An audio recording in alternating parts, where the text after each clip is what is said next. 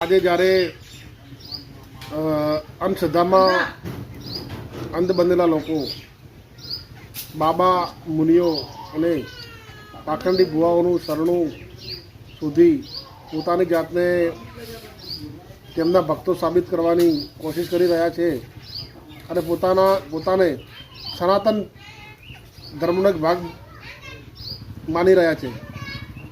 અને જ્યારે કોઈ તેમને સાચું સમજાવે ત્યારે એ લોકો કહે છે કે તમે સનાતન ધર્મના વિરોધી છો. પરંતુ આ લોકો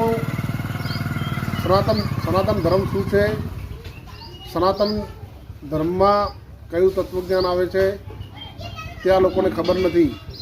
અને દેખાદેખી કરી અને ટોળાશાહી ઊભી કરી અને સનાતન ધર્મ વિરુદ્ધનું કામ કરી રહ્યા છે. સાચી સમજણ નથી.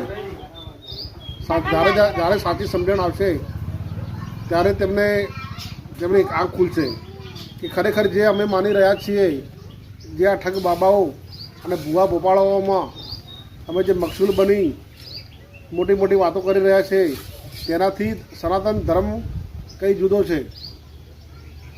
અને એ લોકો આજના ભૂવા ભોપાળા સોશિયલ મીડિયા પર પોતાની રીલો બનાવી પોતાના ડાયલોગબાજી કરી અને લોકોને ગુમરાહ કરી રહ્યા છે અને ઇમોશનલી બ્લેકમેલિંગ કરી અને પોતાના તરફ ખેંચી અને પોતે ભગવાન હોય તેવી બડી મોટી વાતો કરી રહ્યા છે.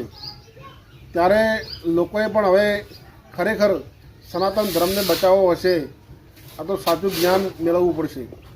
ભગવાને ગીતામાં કહ્યું છે કે હું અણુમાં વસું છું.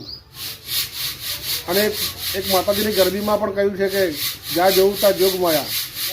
એટલા વિશ્વ બ્રહ્માંડમાં જ્યાં નજર ફરે છે ત્યાં જોગમાયા વસે છે. અને ભગવાને કહ્યું તેમ ગીતામાં પણ અણુમાં જ્યાં દેખાય છે કે ઈશ્વરનું સ્વરૂપ જ છે. તો આ લોકો ક્યાં જાય છે, શું લેવા જાય છે? અને ટોળાબાજીને લોકોની લાઈનો લાગી છે, લોકો ધૂણે છે, ભૂવા ભોપાળા કરે છે.